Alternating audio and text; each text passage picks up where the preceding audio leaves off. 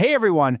So, when we hear the word yoga, most of us probably picture someone on a mat, right? Doing physical postures. But the word itself, well, it holds a story that goes back thousands of years.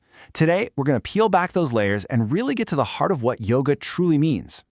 I mean, we use the word yoga all the time, but what are we actually talking about? To get to the real answer, we have to travel back in time to a single, powerful, ancient word that kicked this whole thing off.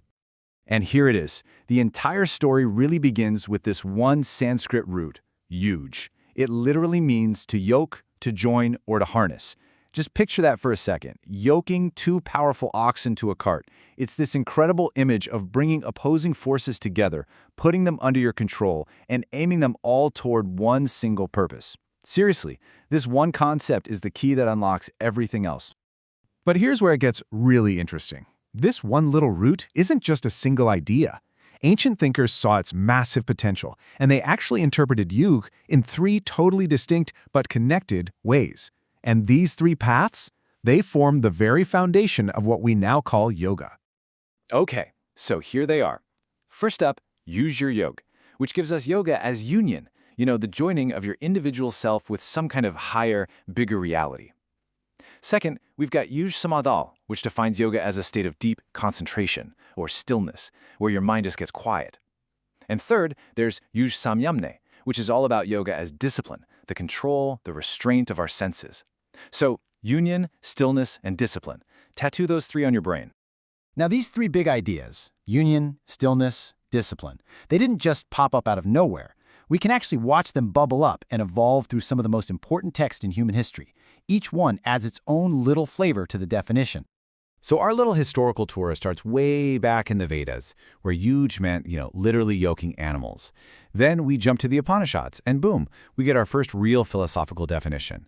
The Mahabharata, which includes the famous Bhagavad Gita, starts applying yoga to the messy challenges of everyday life. And finally, the philosophical schools, the darshanas, they come along and organize it all into these systematic paths.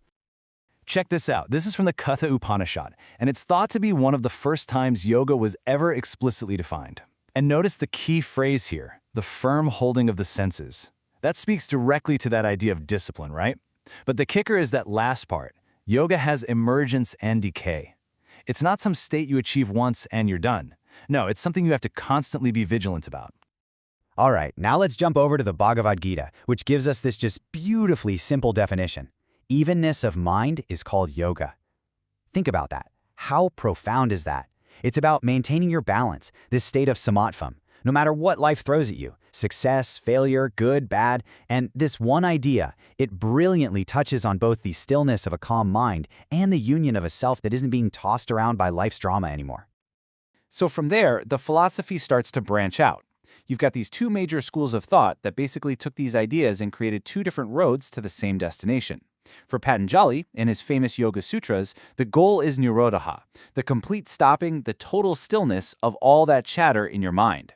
But for the traditions of Hatha and Tantra, the way you get to that stillness is through union, specifically by uniting the opposing energies inside your body, like the sun and moon currents or prana and apana.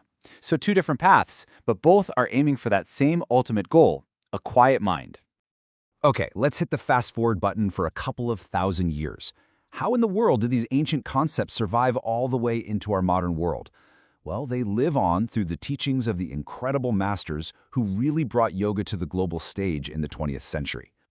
And this just shows you their staying power. I mean, look, Swami Vivekananda, he focused on the stillness of mastering the mind waves. Paramahansa Yogananda, he was all about union, calling yoga a science for uniting the soul with the spirit. BKS Iyengar emphasized the discipline of physical alignment to bring the body and mind together. And then you've got TKV Desikachar, who put it so practically, yoga is just whatever reduces suffering, which, is a goal you can reach through any of the three paths. The core ideas are all still right there. So we've gone from a single Sanskrit root all the way through ancient texts to modern masters. We've seen yoga as union, as stillness, and as discipline. So the final question is, how do we put it all together? How do all these powerful threads weave into one single unified definition?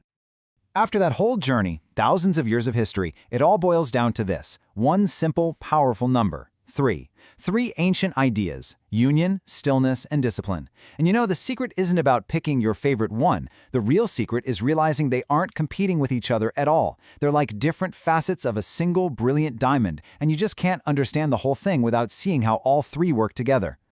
And this brings us to it, a single, unified definition that pulls it all together. Yoga is a disciplined integration, a conscious practice that stills all that inner noise and brings us to a state of calm balance. And it's through that stillness that we find union, a connection to something bigger than ourselves, which is what ultimately brings freedom from sorrow. See, it all just fits. So if you walk away with one thing today, let it be this. Yoga isn't just one thing. It's not only about union, or only about stilling the mind, or only about discipline. It's the dynamic dance between all three. It's this rich, multifaceted tradition where each part actually supports and deepens the others. So the next time you hear someone say the word yoga, remember this whole profound story, this blend of discipline, stillness, and union. And the final question really is for you. How does knowing this change your understanding of the practice, both when you're on the mat and when you're off it?